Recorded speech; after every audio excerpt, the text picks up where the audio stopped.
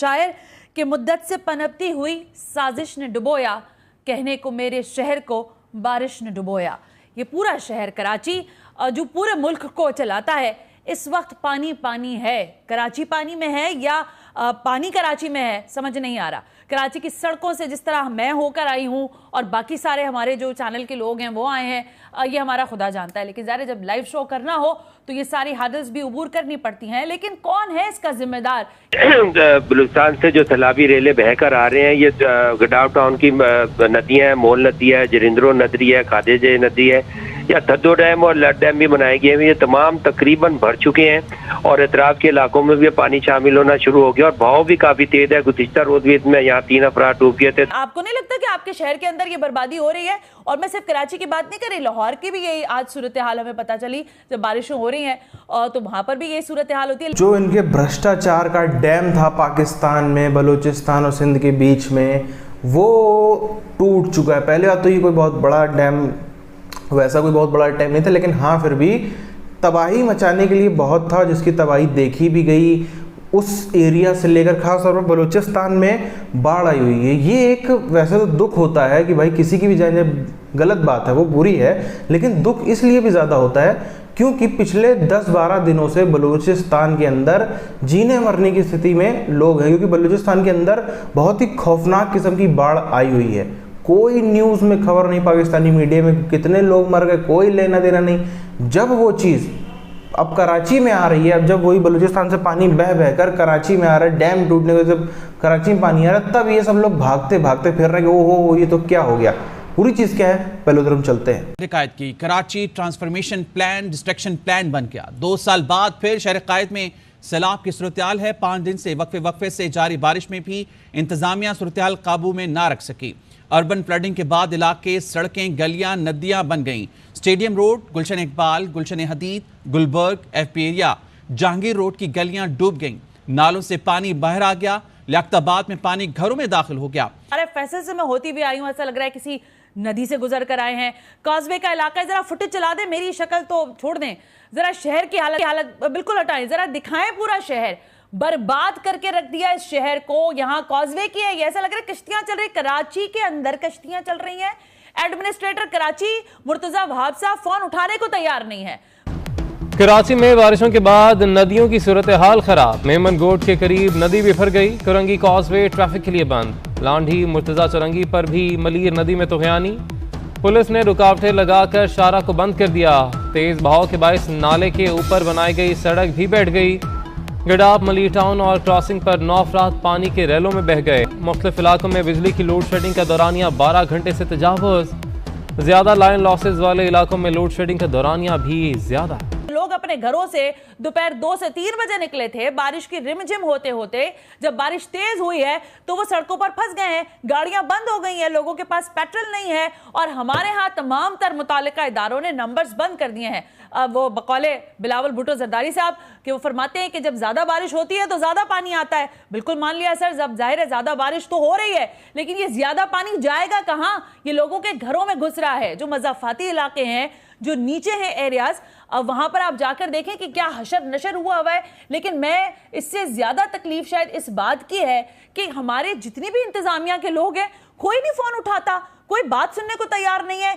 फिर सोने पे सुहागा। हमें पता है कि ईद उल अज़हा के मौके पर हमारे यहाँ मंडियाँ लगती हैं, मवेशी मंडियाँ होती हैं। सुपर हाईवे की मंडी की मैं बात नहीं कर रही, लेकिन जो मुख्तलिफ इलाकों में मंडियाँ हैं, वहाँ पे जो जानवर हैं उनकी गंदगी तो पड़ी हुई है। फिर उसके साथ बारिश हो गई है, फिर उस बारिश के साथ मजीद गंदगी में इजाफा हो रहा है। शहर का आवे का आवा बिगाड़ के रखा हुआ है और कोई पुरसाने हाल नहीं है इस शहर का। सवाल शायद ये बनता है कि इस शहर के साथ क्या ये सोची समझी स्कीम के तहत किया जा रहा है? यानी आपको नहीं लगता कि आपके शहर के अंदर ये बर्बादी हो रही है? और मैं सिर्फ कराची की बात नहीं कर रही, लाहौर की भी यही आज सूरत हाल हमें पता चली। जब बारिशें हो रही हैं तो वहां पर भी यही सूरत हाल होती है। लेकिन मुझे तो तकलीफ ज्यादा इस बात की है कि जब हम लोगों को कहते हैं कि आए हमसे बात करें कि आपने शहर के लिए क्या किया और क्या मैकेनिज्म। अब ये जो कल एक लड़का मर गया पानी में करंट लगने से जाहिर है, जब एक तो ये तकलीफ होती है कि बिजली चली जाती है फौरन, लेकिन कुछ जगहों पर बिजली नहीं बंद करते, जहां पर पानी खड़ा हो जाता है वहां बिजली नहीं बंद करते। वो लड़का तड़प कर आधा घंटा, मोहम्मद अली सोसाइटी का वो लड़का। सबसे पहले बात करेंगे कराची के नवाही इलाके गडाब काठौर में मूसलाधार बारिश सैलाबी रेला अतराफ के देहातों में दाखिल हो गया। गडाब टाउन में मुलंदी, खादेजी नदी और दरंदरी में तुगयानी आ गई। नदियों में बलूचिस्तान से पानी के रिले शामिल होने से सतह बुलंद हो गई। बलूचिस्तान से जो सैलाबी रेले बहकर आ रहे हैं, ये गडाब टाउन की नदियां हैं, मोल नदी है, जरिंद्रो नदी है, खादेजे नदी है, या थद्दो डैम और लड डैम भी बनाए गए हैं। ये तमाम तकरीबन भर चुके हैं और इतराफ के इलाकों में भी पानी शामिल होना शुरू हो गया और बहाव भी काफी तेज है। गुज़िश्ता रोज भी इसमें यहाँ 3 अफराद डूब गए थे। हमारे इलाके में काफी पानी, इस वक्त सड़कों पे भी पानी है, नाले सब बंद हुए हैं, लोगों के घरों में पानी जा रहा है। हमला कोई भी नजर नहीं आ रहा, फिलहाल हमला नजर नहीं आ रहा। आसिफ साहब आइए, चंडीगढ़ रोड कराची से हमें कॉल करने के लिए शुक्रिया आसिफ, थैंक यू। अभी जरा इस पर भी बात करते हैं। हमारे साथ रिपोर्टर कौन है कराची से, कि कराची के किस इलाके में खड़े हैं और क्या मंजर है आपकी आंखों के सामने? क्या वाकई पानी कराची में है या कराची पानी में है? अगर ये मेरे आकम में आप देख सके तो ये जहांगीर रोड की ये मेन सड़क है। इस वक्त यहाँ के जो सूरत हाल है, ये सामने कुछ बंदे खड़े हैं, यहाँ पर गाड़ियाँ आके फंस जाती हैं, वो गाड़ियों को निकालने में उनकी मदद करते हैं। अगर ये सारी सड़क की बात करें तो पूरी रोड जो है इस वक्त ये तालाब का मंजर पेश कर रही है। इस वक्त कराची में मुतअद्दिद इलाकों में बारिश का सिलसिला जारी है। आप वहां से गुजरे, ऐसा लगता है कई फीट नीचे गढ़ा जो है, वो सड़क नहीं गढ़ा है और उस गढ़े से निकल के आपने फिर ऊपर जाना है। लेकिन बारिश के बाद जो मंजर है वाजिद जो दिखा रहे हैं, जरा दोबारा दिखा देंगे आप लोग प्लीज, कि वहां पर सूरत हाल बहुत ज्यादा खराब होती जा रही है। पानी कितना फीट खड़ा हुआ है और वहां पर इंतजामिया कोई नहीं है। और जो अभी तक मैं सूरत हाल देख रही हूँ, खुदा ना खास्ता कोई बाइक राइडर और कोई रिक्शा ड्राइवर या कोई गाड़ी वाला अगर फंस गया तो फिर पूरा ट्रैफिक जैम होगा। और आई एम श्योर कि ये पूरा एरिया ये इतना स्मूथ तो चल नहीं रहा। मेरा ख्याल है जो अभी अगर इसी तरह रही कि बलूचिस्तान के पहाड़ी इलाकों से सैलाबी रेले आते रहे तो ये मलीर नदी के अतराफ के इलाकों को भी सूरत संगीन हो सकती है। और ये मलीर कैंट का इलाका है और इसके अलावा स्कीम 33 के मुख्तलिफ इलाके हैं जो जहाँ से ये मलीर नदी गुजरती है और वहाँ पे जो निचेबी इलाके हैं उन इलाकों में सूरत संगीन हो सकती है। यही रेला वहाँ पर भी बलूचिस्तान और रंगी की पहाड़ियों से जो पानी बहकर आता है वो न्यू कराची के नाले में शामिल होता है, वो आगे नागन पर मिलता है और नागन पे 2-3 फुट पानी खड़ा हो जाता है। पाकिस्तान रेलवेज का ट्रेन ऑपरेशन 2 रोज बाद भी बहाल ना हो सका। अपनों के साथ ईद मनाने के लिए जाने वाले मुसाफिर रुल गए। घंटों से प्लेटफॉर्म पर मौजूद कई ट्रेनें 20-20 घंटे ताख़ीर का शिकार। लाहौर से कराची जाने वाली 3 ट्रेनें मंसूब। एक तरफ बलूचिस्तान में और पीओके में, पीओके तो खैर पहाड़ी इलाका है, पहाड़ी इलाकों में तो ये बहुत आम बात मानी जाती है कि एकदम से बाढ़ आ जाना या भारी बरसात की तरफ से की वजह से काफ़ी तबाही मचना, ये तो आम बात मानी जाती है। जब तक इन दोनों राज्यों में पिछले लगभग 10-12 दिनों से तबाही मच रही थी, कोई सब ये अपना मजे थे, कोई कहीं की बात कर रहा है, कोई कहीं की बात कर रहा है, दुनिया भर की बातें चल रही थी, वहाँ की किसी को परवाह नहीं थी। कितने लोग मरे, पानी में बह करके मरे, लोगों के घर गिरे, घर के नीचे दब करके मरे, बिजली गिरने से भी तकरीबन 2 से 3 मौत की खबर सामने आई थी। वो पीओके की घटना थी। तो इतना सब कुछ होता रहा, कहीं कुछ नहीं था। उसके बाद अब आप देखो, जब कराची एक तरीके से पूरा डूब गया, कराची पूरा जाम रह गया। हालांकि पानी भरता है, कई जगहों में भरता है, दुनिया के कई हिस्सों में भरता है, हिंदुस्तान में भी कई जगहों पानी भरता है।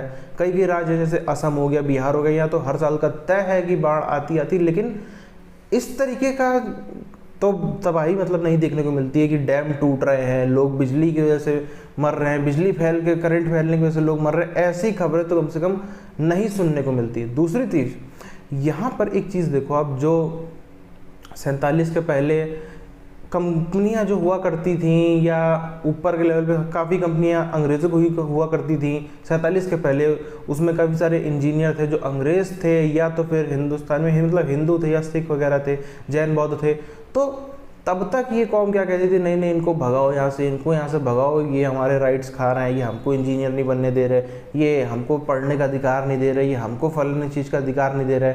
हम अगर होते तो हम बेहतर तरीके से होते। भाई नौकरी तो एक ही है, फॉर एग्जांपल एक सीनियर इंजीनियर का पोस्ट होता तो एक ही है, उस पर इन लोगों ने कब्जा कर लिया, हमारे लोग क्या करेंगे। यही चीज़ हम लोगों ने अभी 90s के दौर में कश्मीर में देखी, कर सारे ज़रूरी पोस्ट जो है, बड़े बड़े पद, उस पर तो यही लोग बैठ गए और जहाँ भगा दिया, फिर देखो कश्मीर का डेवलपमेंट कहाँ चला गया। अब बाहर से लोग नॉन कश्मीरी आकर के वहाँ पे विकास कर रहे हैं, तब वहाँ पर विकास होता हुआ हमें आज के टाइम पे नज़र आ रहा है। यही सिंध की स्थिति है, जो काबिल आदमी को जहाँ जहाँ से भगाया गया है और नाकाबिलों की फ़ौज ने ये समझ लिया कि नहीं, हम तो यहाँ के शक्तिमान हैं और हम ये हमारा अधिकार मारा जा रहा है।